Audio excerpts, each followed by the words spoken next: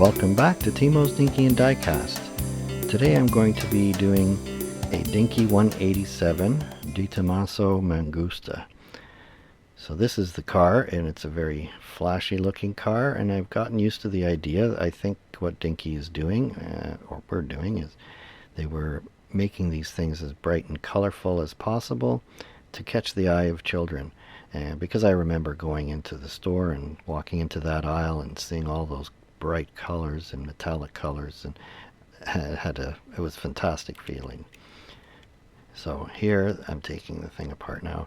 It's in good condition. There's no damage to the casting anywhere, and it's held together with just a screw, so that's convenient.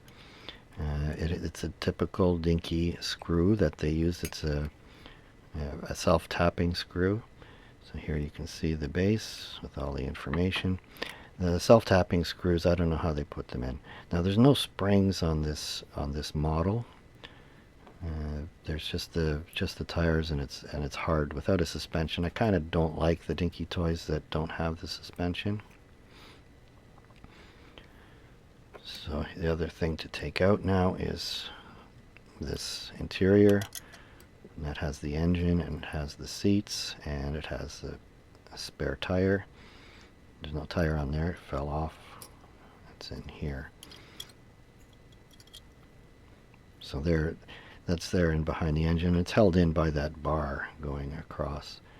So the windshield is, unfortunately, it's cracked in the middle. So I'll have to do something about that. So the interior has a nice looking steering wheel. Everything looks perfect on the interior. It's untouched. So these little windows, they're held on with rivets. So the body was held together with just the one screw, and this one I'll have to grind the rivets to get the windows out of there.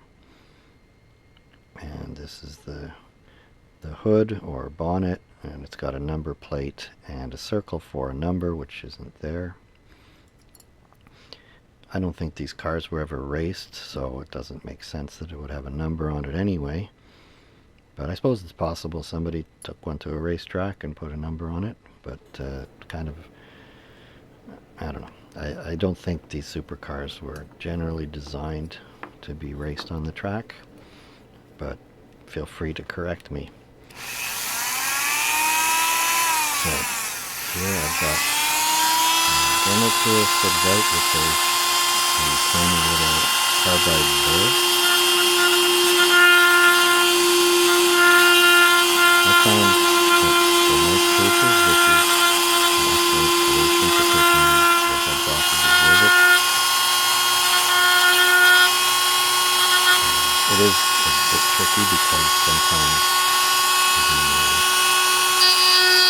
the thing will get caught and get it across the workpiece.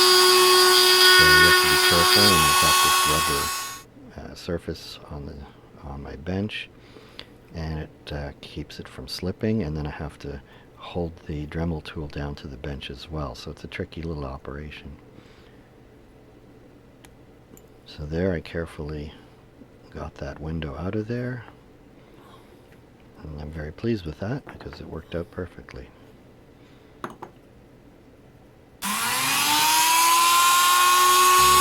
thing for the other side. The heads are off. And the window comes out. And the window's in really good shape. Both of these, there are not any heavy scratches on them or anything. And now I tried to find a replacement window. And I'm saving that plastic from the super glue. I got real super glue instead of the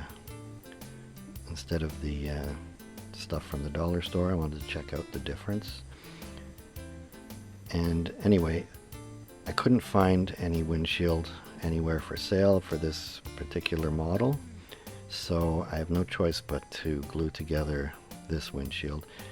Fortunately, the crack is right down the middle, so it's a little less obtrusive that way. There are toys. If you look at the Corgi Lotus Elan, it has a windshield that has stripe down the middle. Looks like it's been glued together, but it was there must have been a split in the middle of the windshield of that car, so they had a line down the middle. So I can pretend that this one has a similar line through the middle. So I'm cleaning this up with micro mesh. This is the polishing sheets that are cloth, rubber, and grit. And you go one by one and go through all of the different grits, and they get finer as you go because you have to take out all the scratches of the previous one. Here's the second finest one, and here's the final one, which is actually polishing, not really sanding. So in the end, you get it. It looks pretty darn good. And I used to just finish at this point, but now I'm using technique that I've learned from all my fellow creators who are doing restorations, and that is to use the acrylic floor polish. I'll show later in the video the bottle of the floor polish when I do those back windows, but you just dip it in there, and I'm holding it in a little bit longer because I'm hoping some of it might get into the crack down the middle and fill that space. So you dab off the excess and then leave it under the cover on a piece of paper towel, and that takes a few hours to dry properly. So here I'm going to replace the screw, the Dinky screw I was saying before. It's a slot screw, and it's self-tapping, and as such I don't know how you do that, because you have to put a lot of force on the screw in the factory to put that self-tapping screw in. And if you want to reuse that screw, it is quite difficult to screw it in, because it's not a cut thread. It takes a lot of friction. So that's why I'm replacing the Dinky screw with a cap screw, because on the cap screw you have the hex, and when you turn it in, your screwdriver is unlikely to come off of the screw and then scratch your body work. So I screwed up on this. I got the shot backwards, and I thought I was recording and I was on pause, and then when I switched it over I thought I was on pause, and went inside and everything else. So I got recording of moving around and the stuff you do in between. And so that's why you get this long shot. And so eventually I realized, and I just let the thing record while I started to clean the thing. Anyway, that's what happened, and I just wanted to show you.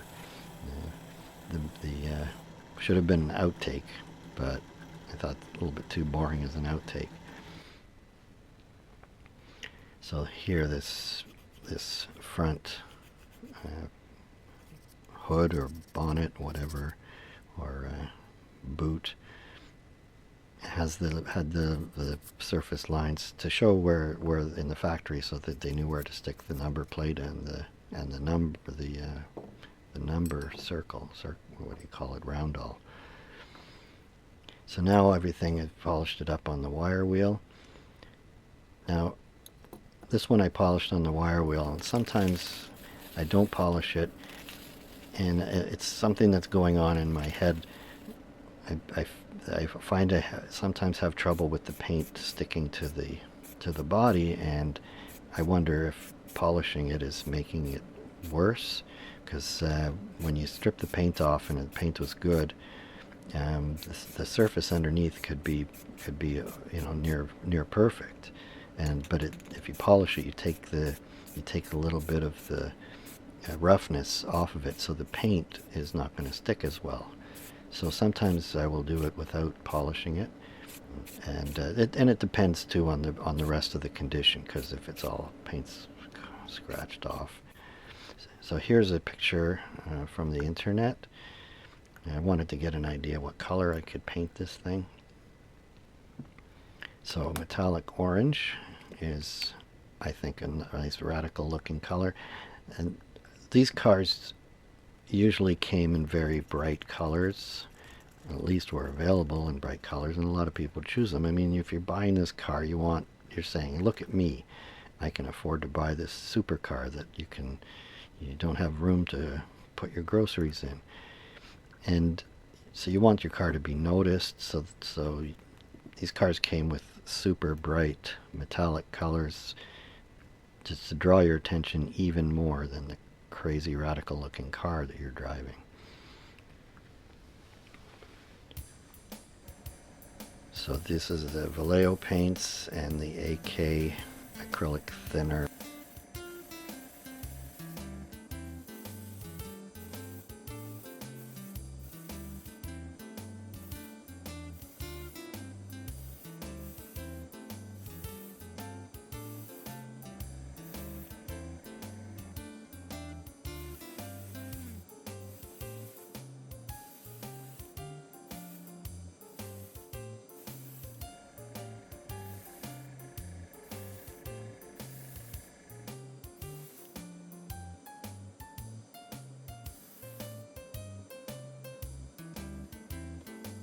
So all the parts are being painted the same color, including the base, which was white on the original one, but it was white because the body panels were white.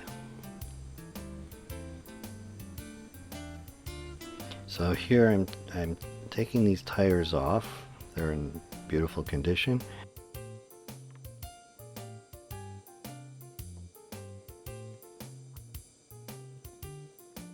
So for the tires, they're going in, and I'm just going to clean them. It's soapy water. It's dishwashing soap in that water, not a huge amount. But these things don't really need much cleaning.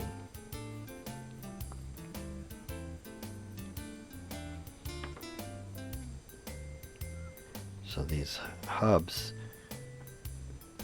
I'm not sure what to do with them. There's some black underneath there, and I don't know if it's dirt or if they put some black paint to show the depth. I don't know, but it's not washing off, so it might be paint. So I could paint these things, but instead I've decided I'm just going to buff them. So on the buffing wheel, the buffing wheel's not great at going into crevices and holes and things, so I'm just going to polish it up, and since they're already black on the inside, they're going to look much the same as they started, but just the parts on the outside will be shiny. You can see here, and I'm pretty happy with that. I think that'll look good.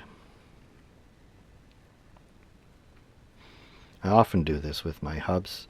It's a simple way to do them, and if you put paint on them when you're putting the tires on, it can rip up the paint and spoil the whole effect. So polishing them is a simple solution. Now the engine, and you can see the spare tire, which means that those hubs were painted. They had to be painted gold.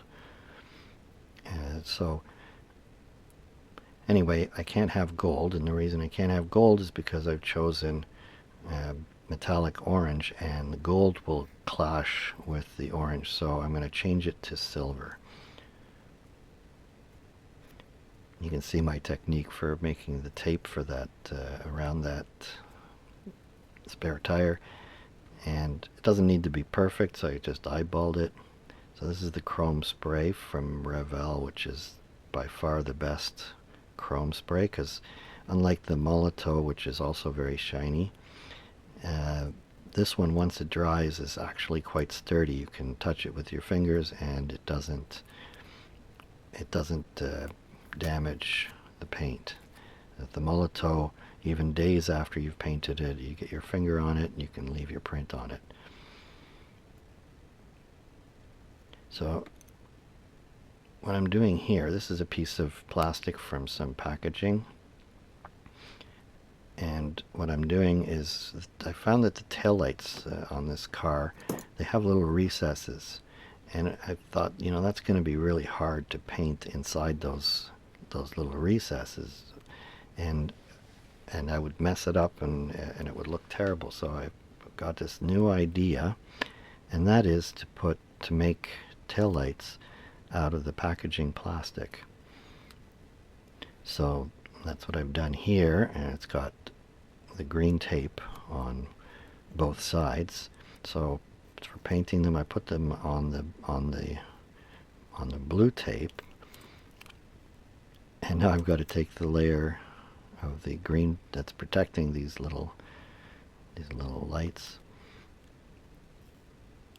And then what I'm going to do is, these are all cut to fit those recesses, and I'm going to paint them on the back, and then the front will be just the clear plastic, and you'll be looking at the color through the plastic. So this is what I figured out, and I'm starting at this point to get worried because it's so hard to deal with these tiny little pieces. So here, the real toy had, or the real car had, just red brake lights. But since there's 3 on each side, I've decided to do it the traditional way. So the outside ones are the red brake lights. The next ones over are indicator lights, and the ones on the inside, they have the silver paint and then now white paint, and those are the backup lights. So even though the real car didn't have it like that, the toy has it separated into those units. So I decided to use that color scheme. Now the idea of putting these things is because, as I said, it's very difficult to paint something like that, and then it would look very sloppy. And I noticed that Andrew Price of Maple Leaf Customs, he has started using decals to do some tail lights, and I'm thinking that this is a good idea, because when you do it with paint, you're always going to have a rough edge, and it really spoils the look of the toy. So if you can put a decal there, or in this case a chunk of plastic, you have control over the shape, and then you're just gluing it in place. And in this one it works really well, because then it's also framed by the casting.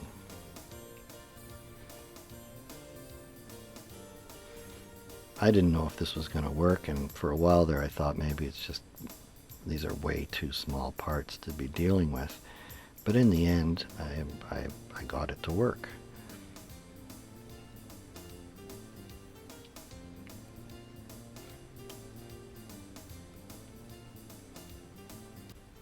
Like anything else, it's a learning experience. You see, I've got a toothpick with some tape wrapped on it, inside out, so it's sticky on the outside, and that's the way I can move this thing around, these little tiny parts around, is with the sticky taped toothpick, or cocktail stick, or whatever.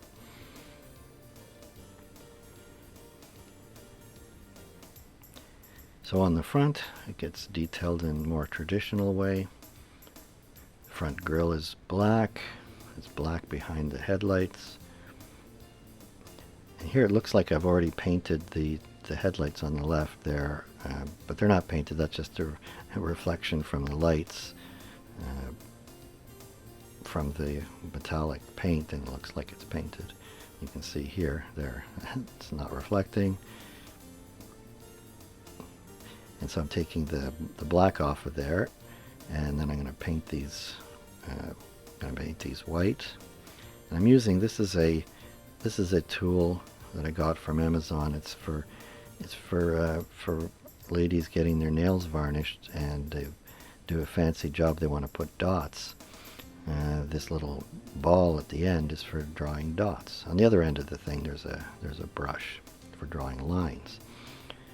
So now back to the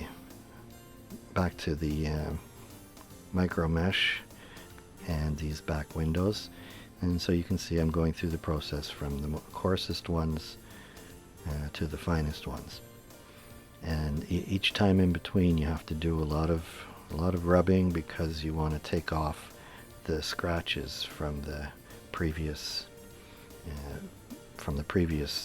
grit. And then you get to 12,000, and 12,000 grit. It's not sanding, it's polishing.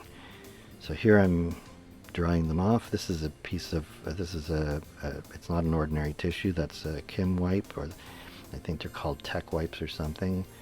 And we use these when I worked at IMAX for cleaning Hasselblad lenses. So if you have $1,000 lens, you want to polish it with something that doesn't scratch it. And that's what these Kim wipes are. Is they don't have anything that can scratch, so they're used for cleaning lenses and such. So this is the Pledge floor polish that I use. I told you I would show you. Same stuff that I used on the windshield.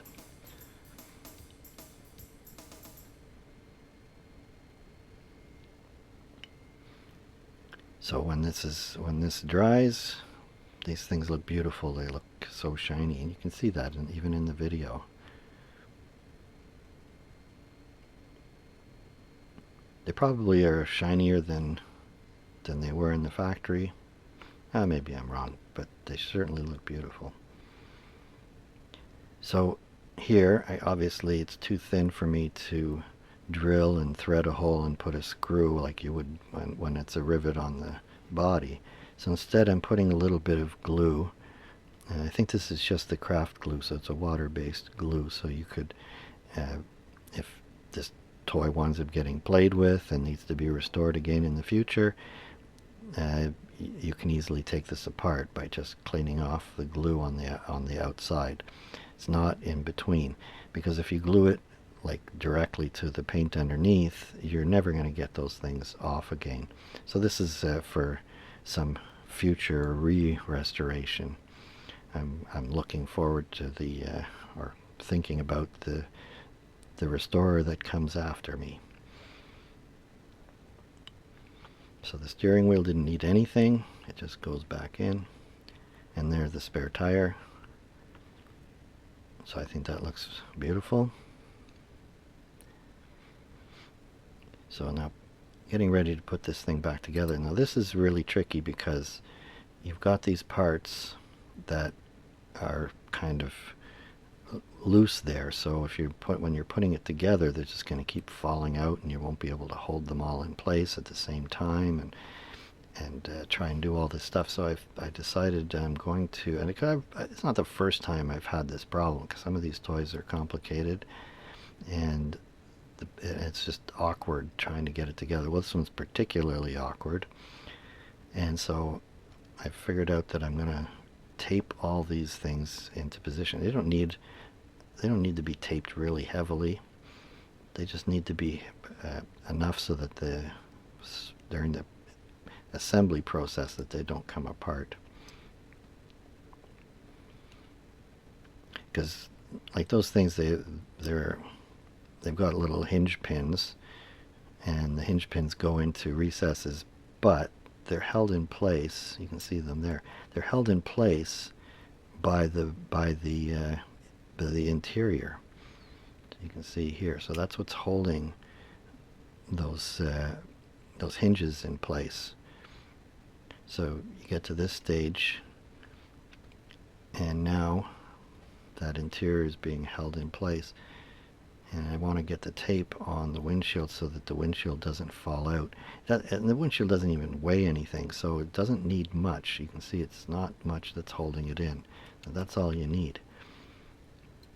So that tire, you can see it doesn't stay. I'm making sure that that's stuck in place. It doesn't stay on that post. Not very well. There, I managed to get it to stay long enough to put the interior in place. So that's all that part. Now for the base, this is tricky. So I'm putting it on a block of wood, because here's another thing that makes it difficult is these axles have to go on here, and then you put this thing on top. So this interior would fall out. So And then the back here, it hooks on. You can see there, it hooks on to the back. There's two tabs and then there's two holes. And so the back is held on with those two tabs, and then the front has the single screw. Now, here I've threaded this, and if I had to use the Dinky screw, it's a slot screwdriver, and it's likely to pop out and scratch the paint. So it's better to have that cap screw that's not going to slip off of the Allen key. And I put little pieces of paper on my tape strips in anticipation of wanting to take them off very easily. So there we go. It's a beautiful thing for showing your engine, and the trunk lid is not the greatest. The hinge, it slips and doesn't close properly, but what are you going to do? So the last bit of detailing is the exhaust pipes. The mufflers were painted, you saw at the beginning, from the factory.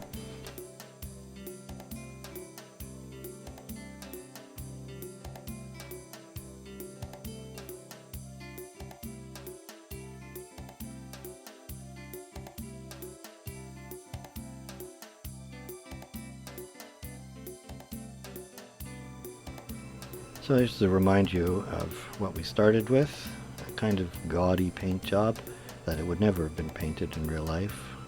And this is what it looks like now.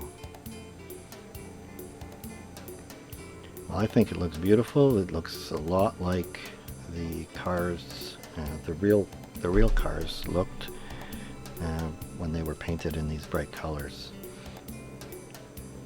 It certainly looks beautiful to me, and I'm very pleased with the results.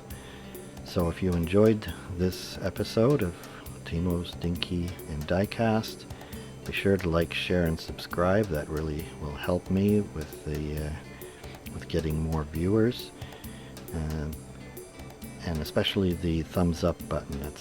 That's how you like the video. And thank you for doing that. So hope you enjoyed this episode of Timo's Dinky and Diecast. Until next time, be seeing you.